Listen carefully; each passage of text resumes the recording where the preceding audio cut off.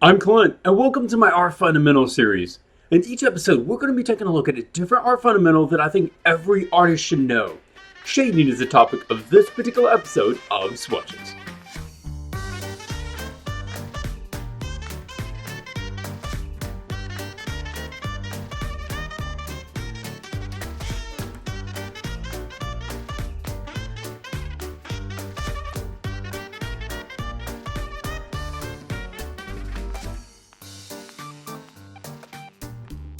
Nothing breathes life into an image the way that shading can. It gives the depth, the believability, and the realism that a lot of artists want in their work. And it is definitely one of the art fundamentals, and everybody should know it. Doesn't matter if you want to get into concept art, illustration, or painting murals, shading is something you need to know.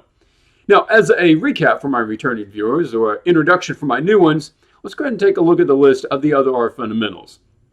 Shapes and forms, perspective, basic anatomy and proportions, color theory, composition, values, and observation skills. My series is not really a how to draw series, but rather a what should you know. Learning artists need to be focusing on this stuff first. Forget the fancy techniques and the advanced tricks. This is what you need to know. You get this down and you will be on good footing to do anything that you want. Become any kind of artist and handle any kind of subject. But right now it's shading. What should you learn about shading? Let's start by talking about the terms of shading. It has its own lingo. There are different kinds of shadows, different kinds of lights, and you should know what they are and what the differences are. So let's flip on the text and we'll talk through them. Start up here with light. The light is anything that has direct light hitting it. It's pretty straightforward. The highlight is the brightest part of the light. Sometimes that is also a specular light. Specular light is usually very small and it's almost bright white. You would have that perhaps if you're painting an eyeball and you have that speck of bright light. It's where almost 100% of the light is being reflected off of the subject. That requires a thing to be glossy or wet. The midtone or a halftone, that is the point at which it's not in shadow, but it's not in light either. It's right on the edge. It's called both things. They usually refer to the exact same thing, however. But if you're working in color, this is important because that is the area at which it would have the most saturated version of the color. If you get it too light, then the light is actually washing out the color. Get it into the shadow, the darkness will mute the color. Going on, the Terminator. No, we're not talking about the metal killing machine. The Terminator is simply the point at which the light and the dark stop. It is the division line between the two. In this case, it's a very clear edge right there. Although this also would have a Terminator along a curved edge. It's the point at which light no longer gets across. The midtone is probably still getting a little bit light. The Terminator, that is where the shadow definitely starts.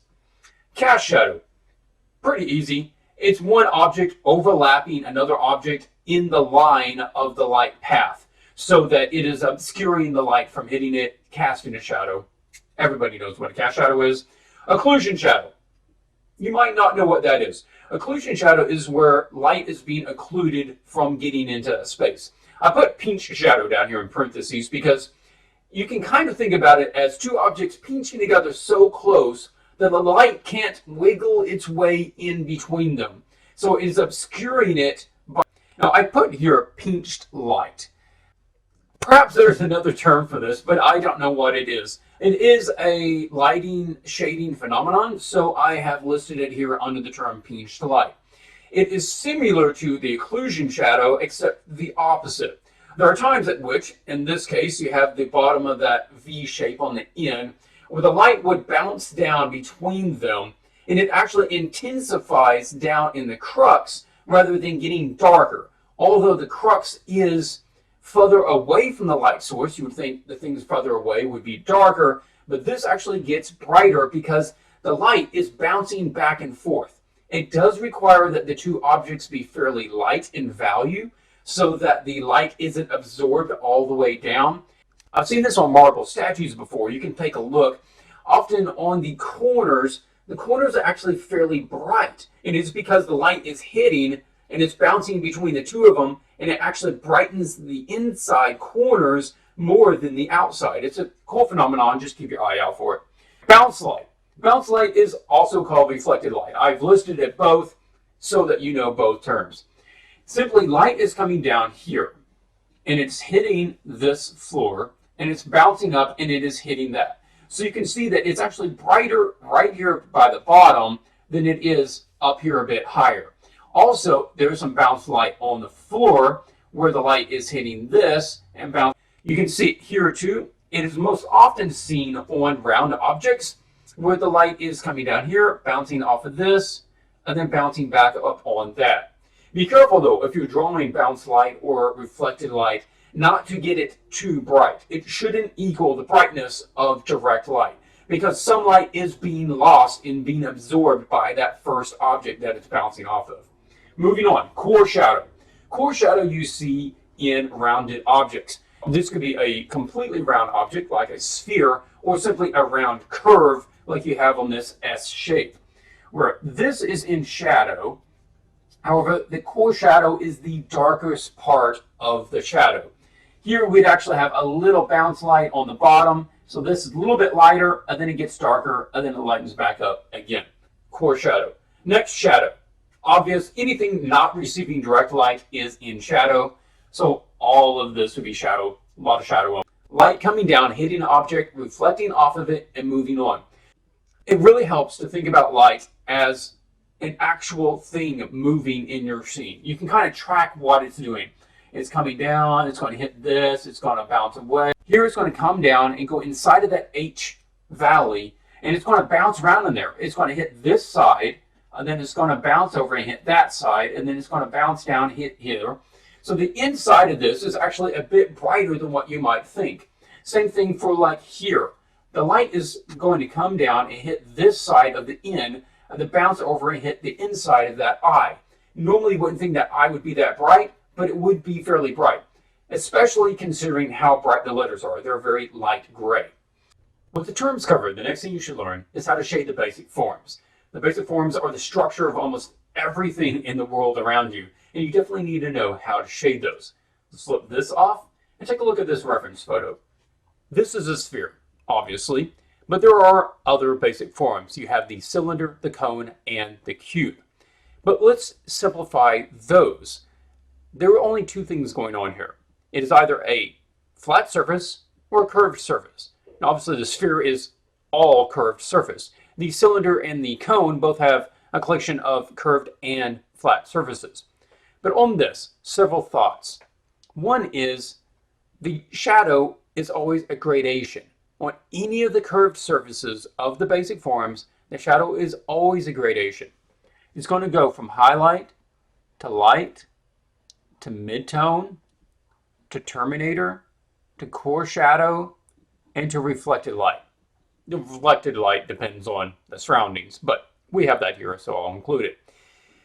And you want that slow gradation. On the flat surfaces, like you would have the end of a cone or the entire body of the cube, you're not going to have that sort of gradation.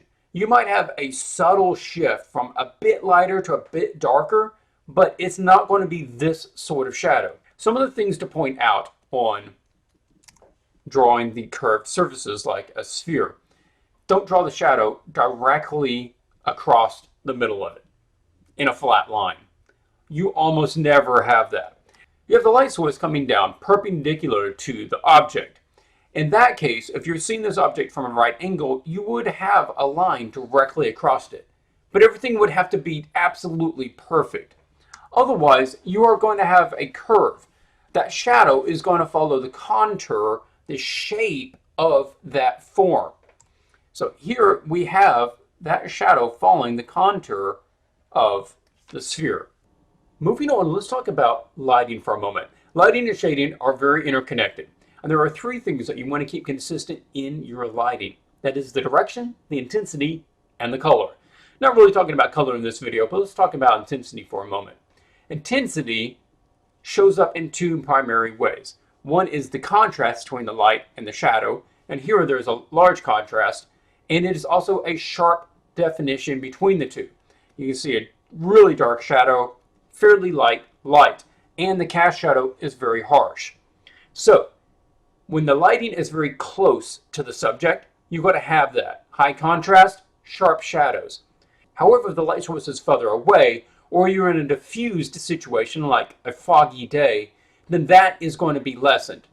The light, the shadow, is going to be a smaller value range. You're not going to have that high contrast, and the shadow edges are also not going to be harsh. So keep that consistent with the situation in your image. Now let's talk about direction.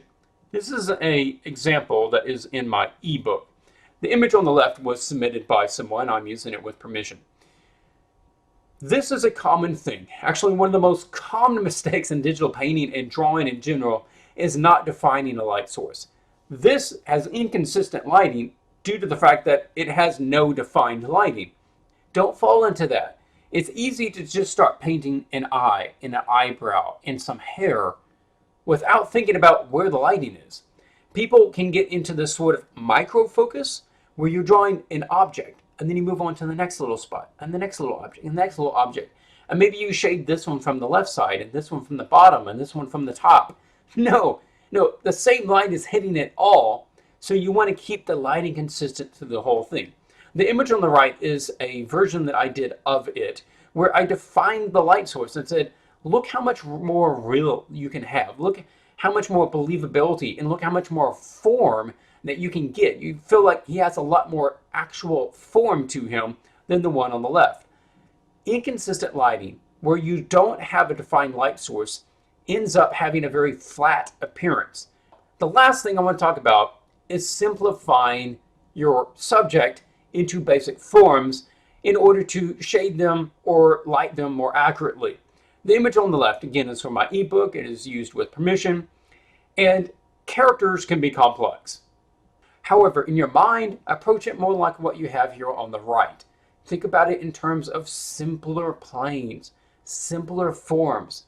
Make sure that you get those right. If you're over here and you're shading, at no point should this forehead get really bright because the entire plane of the forehead is not catching direct light.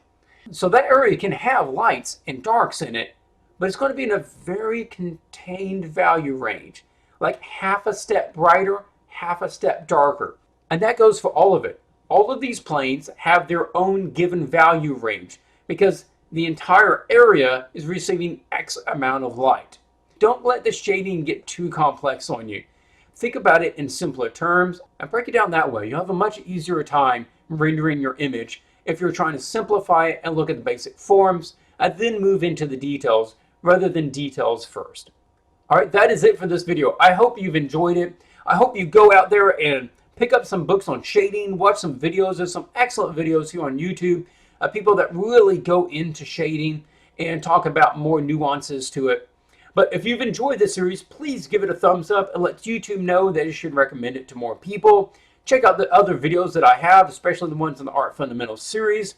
You can follow me on Facebook at Cearley Art, on Instagram at Cearley Clint, and of course, as always, until I see you next time, keep drawing. I forgot to mention, if you guys want to pick up some of the files from this video, like the word shading with all the names, the diagrammed around it, as well as a template of that so that you can change the lighting and use it as your own shading practice, and some reference photos just to study the forms and see how the lighting affects them, then you can follow a link in the description below and go pick up that stuff for free. So I hope you enjoyed that, practice your shading, and I'll see you next week.